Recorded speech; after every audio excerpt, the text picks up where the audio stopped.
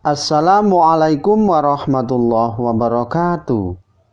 Selamat berjumpa lagi di channel Jas Merah.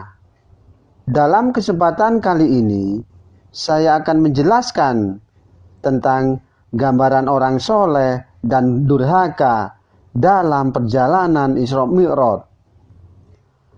Bahwa seperti sudah dijelaskan oleh firman Allah dalam Surat Al-Isra ayat 1 dan Surat An-Najm ayat 13 sampai 18, bahwa dalam perjalanan Isra Mi'raj tersebut Nabi Muhammad menyaksikan tanda-tanda keagungan dan kekuasaan Allah Subhanahu wa Ta'ala, dan Nabi selalu menanyakan berbagai hal kepada malaikat Jibril yang menyertainya, bahwa gambaran-gambaran tersebut diantaranya yang pertama, tanda titik-titik hitam pada bagian kanan dan kiri Nabi Adam.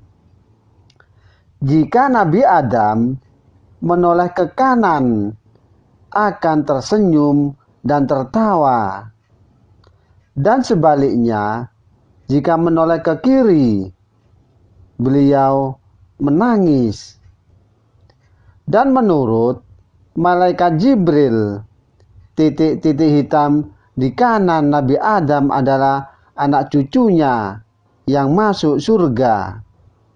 Sedangkan titik-titik hitam di sebelah kiri adalah anak cucunya yang masuk neraka. Oleh karena itu, jika Nabi Adam alaihissalam menghadap ke kanan akan tertawa, dan sedangkan jika menghadap ke kiri akan menangis.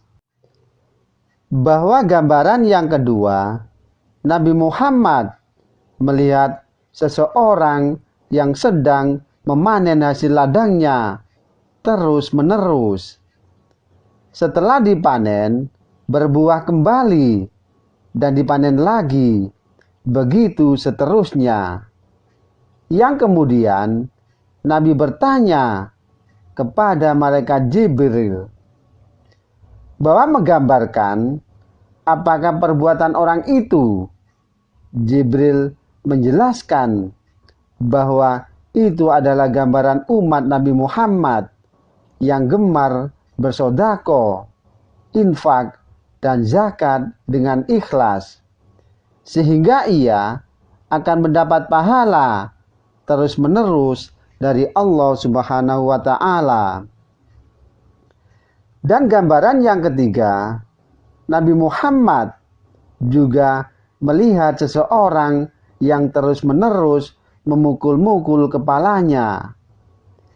Beliau segera menanyakan pemandangan tersebut kepada malaikat Jibril.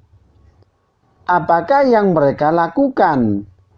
Kenapa dia memukul-mukul kepalanya?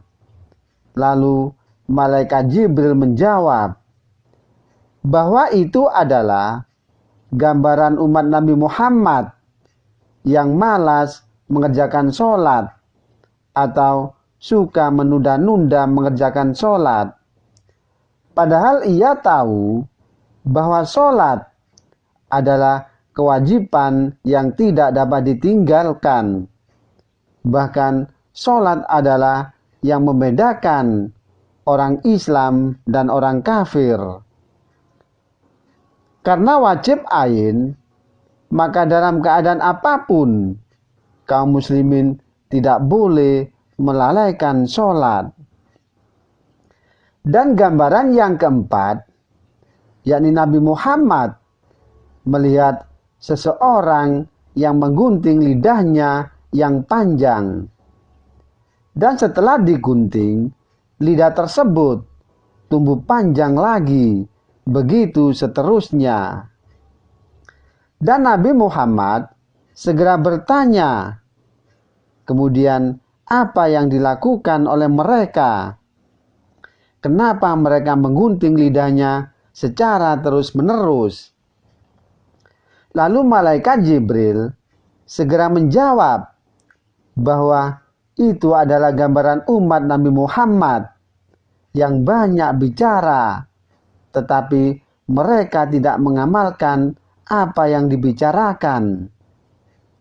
Dan gambaran yang kelima dalam perjalanan Isra Mi'raj, di mana Nabi Muhammad Shallallahu Alaihi Wasallam melihat seseorang yang dihidangi dua macam daging. Satu daging yang dimasak lezat, sedangkan yang satu lagi berupa daging busuk. Melihat pemandangan tersebut, Nabi Muhammad segera bertanya kepada malaikat Jibril. Dan kemudian, mengapa mereka melakukan perbuatan tersebut? Dan malaikat Jibril segera menjelaskan bahwa itu adalah gambaran umat Nabi Muhammad yang suka berzina. Dan masih banyak lagi gambaran orang-orang yang suka melakukan perbuatan buruk atau dilarang oleh Allah Subhanahu wa Ta'ala, dan juga perbuatan baik yang diperintahkan oleh Allah Subhanahu wa Ta'ala. Maka selagi Allah masih memberi usia panjang, berarti masih banyak kesempatan untuk melakukan perbuatan yang baik.